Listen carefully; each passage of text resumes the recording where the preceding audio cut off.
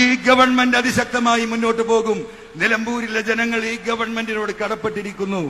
2000-ൽ പരം കോടി രൂപയുടെ വികസനം ഈ നാടിന് സാധ്യമാക്കിയ മുഖ്യമന്ത്രിയും മന്ത്രിമാരുമാണ് ഈ വേദിയിലിരിക്കുന്നത്. ഈ വേദിയിലേക്ക് കടന്നു വരാൻ നിലമ്പൂരിന്റെ ജനങ്ങളെ പ്രേരിപ്പിച്ചതും ഈ ഗവൺമെന്റ് നൽകിയ പിന്തുണയാണ്. 2223 വീടുകൾ ഈ നിയമസഭാ മണ്ഡലത്തിൽ ലൈഫ് പദ്ധതിയിലൂടെ ഞങ്ങൾക്ക് നൽകാൻ കഴിഞ്ഞു.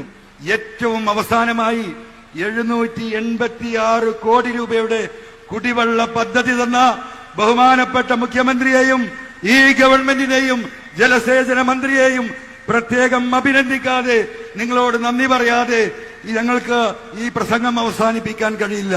അതുകൊണ്ട് പ്രിയമുള്ളവരെ, ഈ ഗവൺമെന്റ് നൽകിയ സഹായം ഈ നാട്ടിലെ നാനാജാതി മനസ്ഥർക്കും നാനാ വിഭാഗത്തിൽപ്പെട്ടവർക്കും എല്ലാ മനുഷ്യർക്കും ആശ്വാസമേകിയ ഈ ജനത, ഈ ഗവൺമെന്റ്, ആ ഗവൺമെന്റിനോടുള്ള നന്ദി